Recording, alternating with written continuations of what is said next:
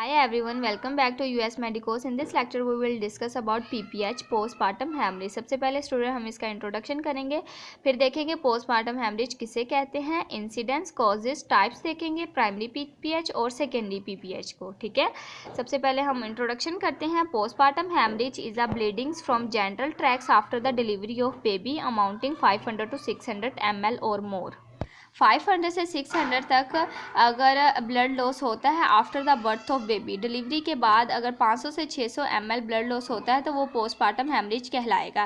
Proper definition हम करते हैं. PPH is any amount of bleedings from or into the genital tract following the birth of baby up to the end of puerperium. ठीक है, PPH student किसी ऐसी amount of bleeding है जो कि जेनिटल ट्रैक्ट से होती है बर्थ ऑफ बेबी के बाद. ठीक है, बेबी की बर्थ के बाद प्यूपेरियम तक जो ब्लीडिंग है 40 डेज तक जो ब्लीडिंग होती है वो PPH कहलाएगी. Which adversely affect the general condition of the mother evidence by rise in pulse rate falling blood pressure. ठीक है, जो कि माँ की जनरल कंडीशन के ऊपर बहुत ज़्यादा अफेक्ट डालती है. जैसे कि जनरल कंडीशन है पल्स रेट, ये ग्रेटर हो जाएगा, इंक्रीज हो जाएगा और ब्लड प्रेशर जो है वो फॉल हो जाएगा, लो हो जाए, मीन्स 160 पे आ जाएगा. इंसिडेंट्स की बात की जाए तो ओनली 1% इस तरह के केसेस होते हैं जो कि PPH में जाते हैं. अच्छा, PPH की कॉजेज़ क्या है? Mismanagement of third stage of labour, anaesthesia, initiations of delivery by oxytocin. ठीक है, ऑक्सीटोसिन के ज़रिए हम जब डिलीवरी को स्टार्ट करवाते हैं तो पेशेंट PPH में जाता है.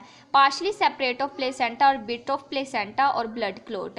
अगर प्लेसेंटा जो है पार्शली सेपरेट हुआ है, हाफ सेपरेट हुआ है, हाफ नहीं हुआ, या प्लेसेंटा की कोई बिट अंदर रह गई है यूट्रस के अंदर, तब भी PPH होने के चांसेस है. अब स्टूडेंट हम देख लेते हैं इसकी कितनी टाइप्स हैं, कौन कौन सी हैं.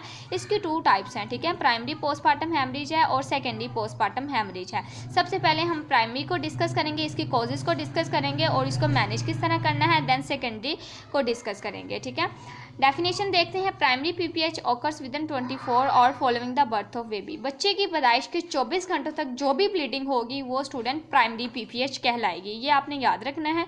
इसकी क्या कॉजेज़ हैं? इसमें अटोनिक यूट्रस है, ट्रोमेटिक है, मिक्स्ड मीन अटोनिक और ट्रोमेटिक दोनों यूट्रस जो है वो मिक्स होती हैं. ठीक है, कॉजेज. और इसके अलावा ब्लड कोक्लोपैथी है. Now we will discuss about secondary PPH. Secondary PPH is one which occurs beyond 24 hours and within the puerperium. Bleedings usually occur between 8 to 14 days of delivery. 24 घंटों के बाद जो भी ब्लीडिंग होगी वो सेकेंडरी PPH कहलाएगी. ठीक है, जैसा कि 8 से 14 दिन के दरमियान जो ब्लीडिंग होती हैं एक्चुअली वो सेकेंडरी PPH में आएगी. ठीक है, सेकेंडरी PPH की क्या कॉजेज़ हैं? इसमें रिटेन बिट ऑफ मेम्ब्रेन और प्लेसेंटा, सब influence of placental site and secondary hemorrhage from the cesarean sections wound which usually occur between 10 to 14 days.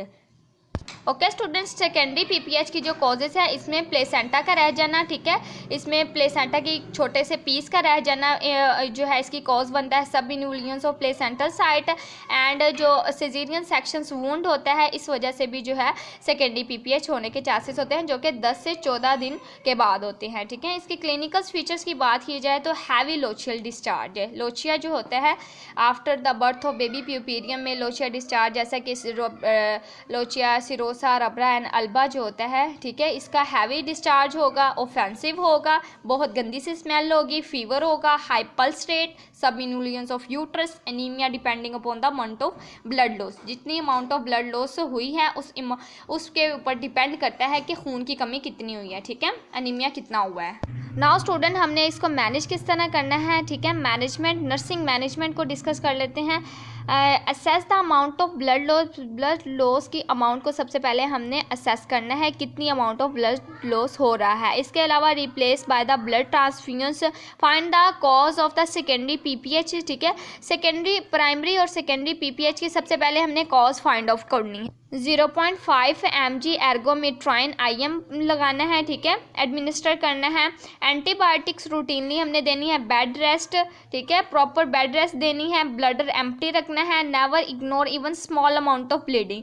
Small amount of bleeding को भी हमने इग्नोर नहीं करना है. If the patient delivers in an unhygienic environment, anti tetanus serum administer. ठीक है, अनहाइजीन environment में अगर डिलीवरी हुई है तो आपने जो है एंटी टेटनस प्रोवाइड करना है. ताकि इन्फेक्शन से पेशेंट बच सके। If the patients anaemic, blood transfusion, अगर खून की कमी बहुत ज़्यादा होगी है तो उसको ब्लड ट्रांसफ्यूजन करें, ठीक है। Record the pulse, respiration, blood pressures 4 और देन ट्वाइस डेली, ठीक है। 4 घंटे बाद हमने ब्लड प्रेशर, रिस्पायरेशन चेकआउट करनी है, देन 2 दिन बाद, ठीक है, ट्वाइस डेली यानी एक दिन में 2 बार हमने चेकआउट करना है। फेरस ग्लूकोनेट 300 mg TDS में देना है और ferrous sulphate 200 mg TDS is given orally, ठीक है। ओरली हमने जो है फेरस ग्लूकोनेट और फेरस सल्फेट प्रोवाइड करना है। फोलिक एसिड 5 mg में आल्सो बी गिवन डेली, ठीक है। ये सारी इसकी मैनेजमेंट है, पीपीएच की मैनेजमेंट को आपने इस तरह पीपीएच को कवर अप करना है। Thank you so much for watching this video. Channel पर फर्स्ट टाइम है तो प्लीज़ सब्सक्राइब कर दें, लाइक कर दें और बेल आइकन पर क्लिक कर दें।